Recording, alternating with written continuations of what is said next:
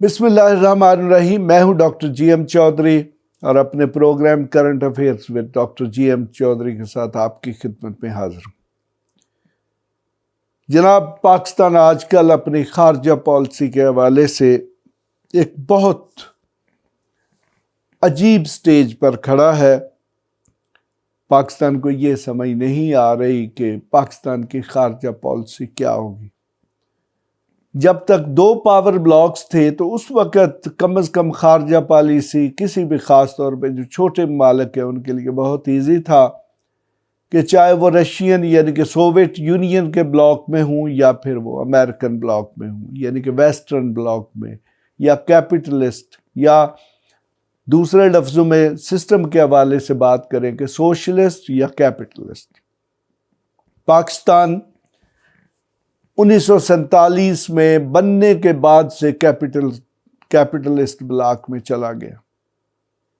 یعنی کہ امریکن یا ویسٹرن بلاک میں چلا گیا۔ تو آج تک اس چیز کا جائزہ لیا جا رہا ہے کہ کیا یہ پاکستان کا درست فیصلہ تھا۔ مثلاً پاکستان کے شمال میں چائنا ہے اور اس وقت سوویت یونین جو ہے وہ بھی پاکستان سے 20 کلومیٹر کے فاصلے پر تھا، یعنی کہ افغانستان اور چائنا کے درمیان ایک بڑی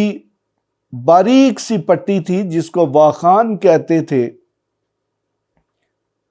اس کا کوئی 20 کلومیٹر کا ڈسٹنس تھا کہ جس سے رشیا کی سرحد شروع ہو جاتی تھی۔ تو آج کل چونکہ یہ جو سینٹرل ایشین ریپبلکس ہیں وہ کچھ آزاد ہو گئی، تو جس کی وجہ سے اب جو رشیا ہے یعنی کہ جو رشین فیڈریشن ہے اس کی سرحدیں ہم سے کافی دور چلی گئی۔ لیکن زمین یعنی کہ ایشیا میں آج بھی رشیا اتنا ہی بڑا ملک ہے، اتنا ہی طاقتور ہے، بلکہ چائنا تو دنیا کی سب سے بڑی معیشت بن کر ابھر چکا ہے۔ تو اب سوال یہ پیدا ہوتا ہے کہ پاکستان کی خارجہ پالیسی کیا ہو۔ میں چونکہ انٹرنیشنل ریلیشن کا اسٹوڈنٹ ہوں اور خاص طور پر نیشنل سیکیورٹی کو میں نے بہت غور سے پڑھا،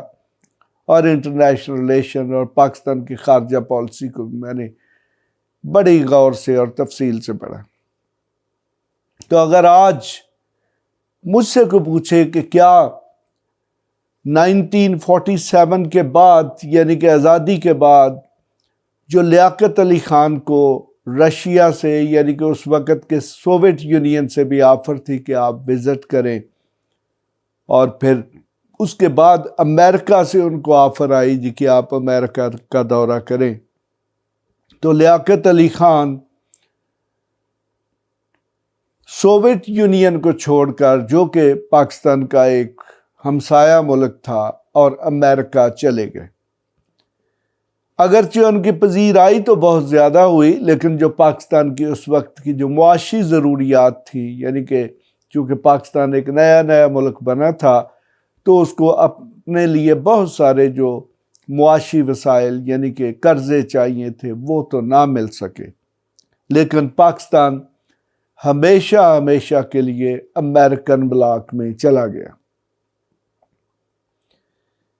وہ کہتے ہیں جی کہ رشینز جو ہے انہوں نے ریڈ مارک کر دیا پاکستان کو، اور پاکستان کو اس کی بڑی سزا بھگتنی پڑی۔ یہ بڑی ایک دلچسپ بات ہے کہ انڈیا اور پاکستان چونکہ آپس میں ایک دوسرے کے دشمن ہیں، مخالف ہیں، اور اس کی وجہ کشمیر ہے، اور جب تک یہ کشمیر کا مسئلہ موجود ہے پاکستان اور انڈیا کبھی اکٹھے نہیں ہو سکتے۔ اور یہی صورتحال ہے کہ انڈیا نے بڑی شاطرانہ طریقے سے اپنی فارن پالیسی کو تشکیل دیا، اور انڈیا نے امریکہ سے بھی مفادات حاصل کیے اور رشیا سے بھی حاصل کیے، جبکہ پاکستان نے رشیا کو اپنے خلاف کھڑا کر لیا اور امریکن بلاک میں چلا گیا۔ اور امریکن جو دوستی ہے جی، فارن پالیسی ہے جی، وہ بہت کلیئر ہے۔ امریکن صرف اپنے مفادات کے لیے چلتے ہیں، اور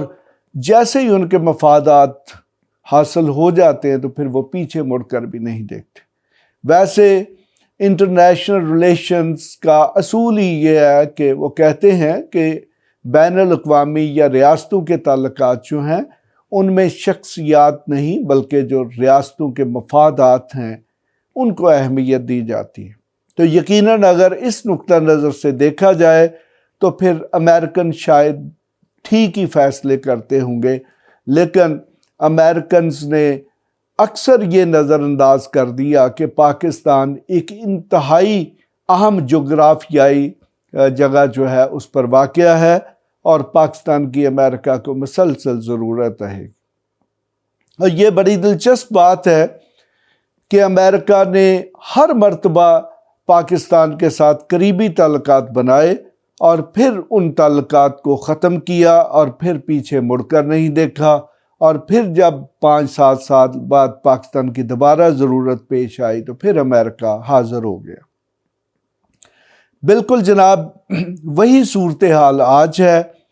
کہ وار آن ٹیرر کے بعد پاکستان کو امریکہ اکیلے چھوڑ کر واپس چلا گیا، اور پاکستان کو اربوں ڈالرز کے نقصانات ہوئے، اور وار آن ٹیرر میں پاکستان کے ہزاروں لوگ مارے گئے۔ میں انہیں شہید تو نہیں کہوں گا کیونکہ وہ کوئی اسلام کی جنگ نہیں لڑ رہے تھے، یا چلیں اگر کہہ بھی دیا جائے تو اس سے کوئی خاص فرق نہیں پڑے گا، وہ مرنے والوں کو بھی پتہ ہے کہ وہ کس کے لیے لڑ رہے تھے یا کس کے خلاف لڑ رہے تھے۔ بہرحال اب سوال یہ پیدا ہوتا ہے کہ آج پاکستان کی فورن پالیسی کیا ہونی چاہیے؟ جناب اس وقت دنیا میں دوبارہ ری الائنمنٹ ہو چکی ہے، ایک طرف چائنا ہے اور دوسری طرف امریکہ ہے۔ رشیا یقیناً ایک اہم ملک ہے، لیکن تھوڑا سا آج کل سمجھ لے کہ تیسرے نمبر پر جا چکا ہے۔ تو مین سٹریم میں چائنا اور امریکہ ہیں، تو اب پاکستان کے لیے یقیناً یہ ایک مشکل فورن پالیسی کا آپشن ہے کہ کیا پاکستان کو دوبارہ امریکہ کے بلاک میں جانا ہے یا پھر چائنا اور رشیا جو کہ اکٹھے سوچ رہے ہیں ان کے ساتھ جانا ہے۔ کہ جناب میری رائے یہی ہے کہ پاکستان میں چائنا چونکہ پہلے بھی سی پیک کی صورت میں یا دوسرے مختلف پروجیکٹس کی صورت میں اربوں ڈالر کی انویسٹمنٹ کر چکا ہے اور پاکستان کا ہمسایہ ہے، پاکستان کی اقتصادی، معاشی اور ہر قسم کی ترقی اب چائنا کے ساتھ لنکڈ ہے، اور پھر سی پیک یا پھر بیلٹ اینڈ روڈ کی جو چائنا کی پالیسی ہے اس کے تحت سارے کا سارا ایشیا اور اس کے بعد یورپ جو ہے وہ آپس میں انٹر لنک ہونے جا رہے ہیں، اور اس میں پاکستان کے جو مفادات ہیں وہ چائنا اور رشیا کے ساتھ ہی ہیں۔ تو لیکن جو پاکستان کی بیوروکریسی ہے جی، اس کے تو مفادات ہمیشہ مغربی ممالک کے ساتھ ہوتے ہیں۔ تو اب دیکھتے ہیں ہم کہ پاکستان کے قومی مفادات کو مد نظر رکھا جاتا ہے یا پھر جو فیصلہ ساز ہیں وہ اپنے ذاتی مفادات کو ترجیح دیں گے۔ اس کے ساتھ ہی میں اجازت چاہوں گا۔ خدا حافظ۔